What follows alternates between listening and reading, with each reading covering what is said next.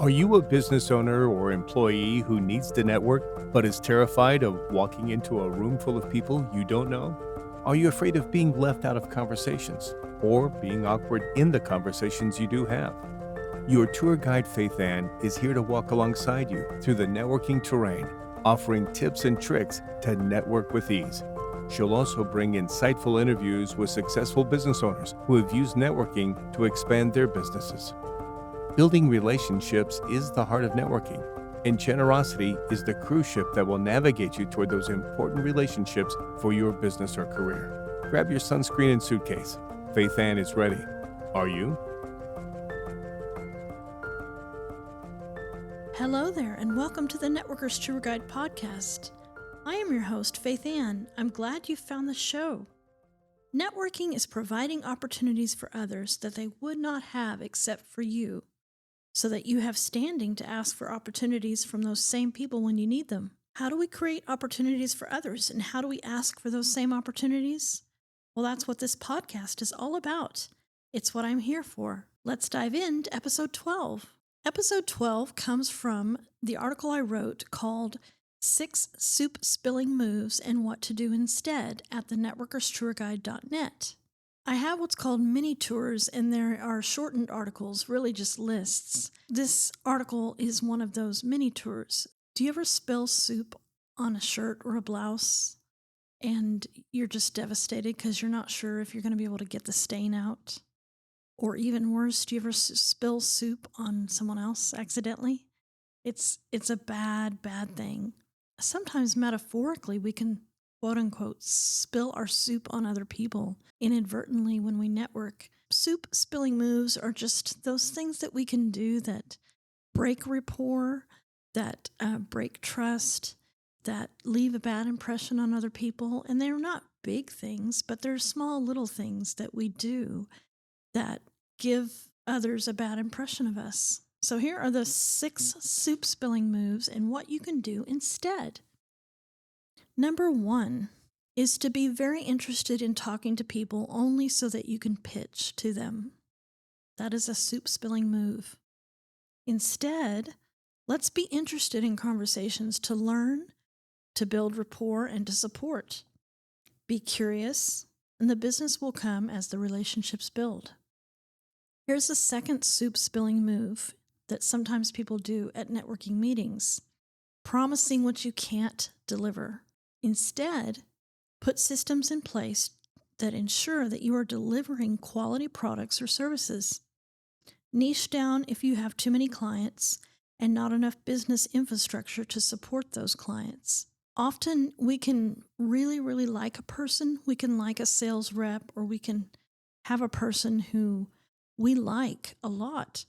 But then when it comes time for the business part, maybe there's something in their business that we don't like, or they just don't have a good business.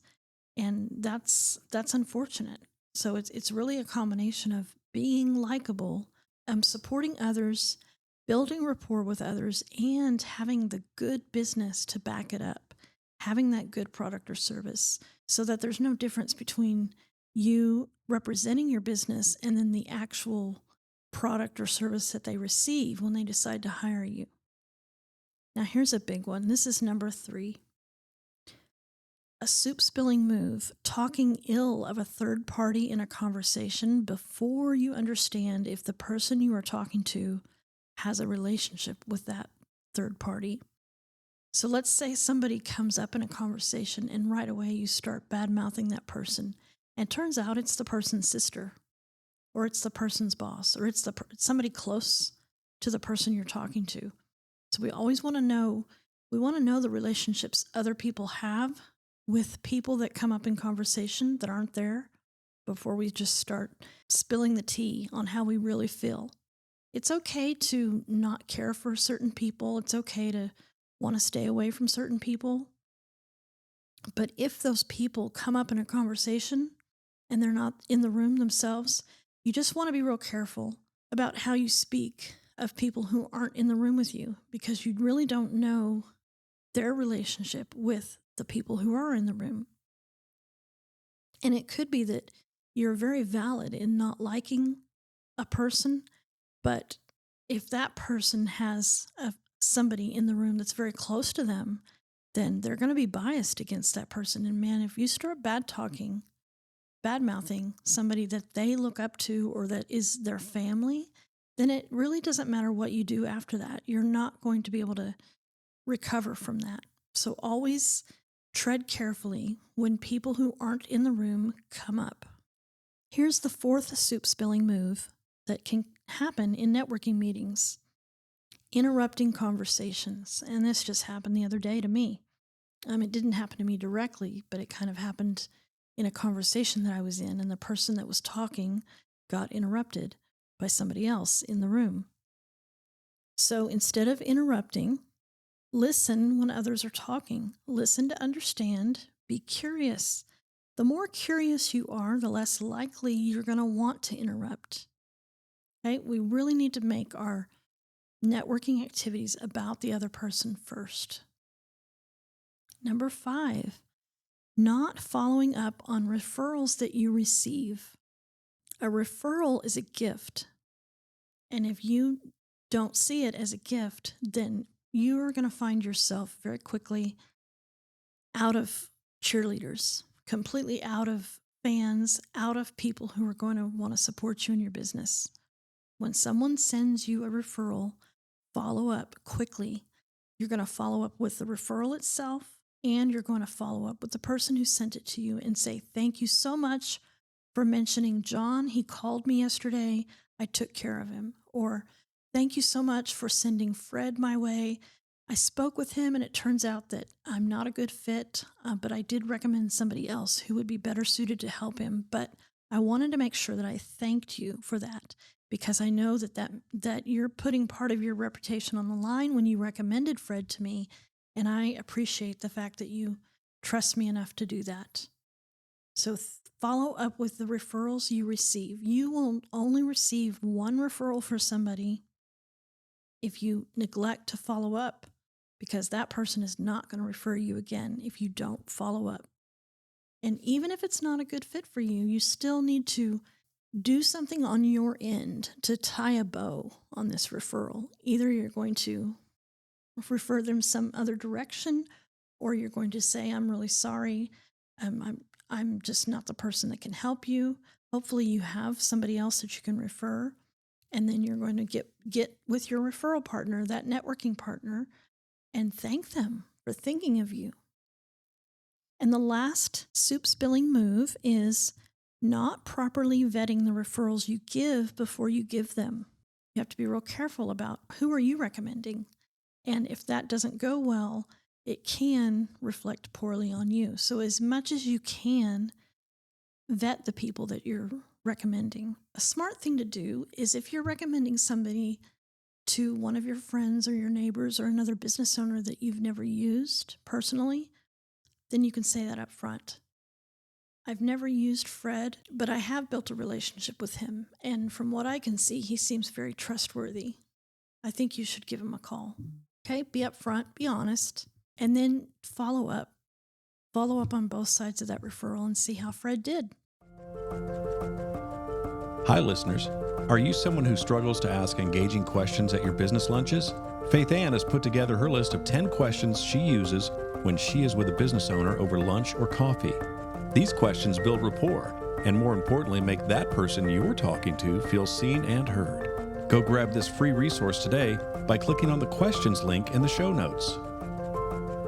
Now, here is the second mini tour on the blog called 8 Non-Traditional Places to Network. Again, this is mini tour number 10 at the networkerstourguide.net. 8 non-traditional places to network. Now, I want to remind you guys that networking is providing opportunities for others that they would not have except for you, so that you have standing to ask for those same opportunities later when you need them. With that definition in mind, then you could see how you can network just about anywhere. It doesn't have to be a traditional networking meeting, because people, if they gather, they're going to talk to each other. And so you're listening for opportunities. So the first place, non-traditional, that you can network is at your kids' sports games. So as you're on the soccer field with that other parent, and you're spending time together, and you're both cheering each other's children on and out on the field, you can start to talk to them and you might hear things that they complain about or brag about. Are they complaining that their insurance agent didn't let them know that they didn't have the right coverage for replacing their roof? Actual cash value versus total replacement, I think those are the terms. I've gotten to know some roofers pretty well over the past 7 or 8 years. And that's one of the things they talk about a lot is letting their clients know the better protection. So is that soccer mom complaining about a bad experience that they just had with their insurance agent or with a claim? Is the fellow dad next to you, is he bragging about how he got a promotion? And now maybe he might be able to afford things that he wouldn't previously be able to afford. Or is the elderly grandma, the grandma of a fellow player on the team, is she talking about how she just retired? So now she's able to go on a vacation and she wasn't able to previously. So as you're listening for these people around you talk about their lives, listen for either opportunities for you to refer other people that they may need in their lives or for you to plant seeds about how you can help them. So that's number 1, your kids' sports game. Other professional sports games is number 2, same concept. So when you're around your friends, listen for ways that you can refer others to help them. As you perform a side gig is number 3. So maybe your main thing is working in an office job on the side, you wait tables, and now you have a whole new set of people you can talk to and you can listen for opportunities for the business owners in your network that you trust. Number 4, service organizations or activities. If you're on the board of a nonprofit, there may be seasons where you're going to be spending more time with those people than normal because you're working together on a big fundraiser or a big event. Listen for opportunities. Number 5, at family or high school reunions. And this one's particularly good to listen for opportunities because these are people that you don't see that often. So if the last time you saw somebody was 3 or 4 years ago, a lot could have changed in their life and now they need new people in their lives. Number 7, a Bible study or church. And the last non-traditional place that you can network is your hobby club.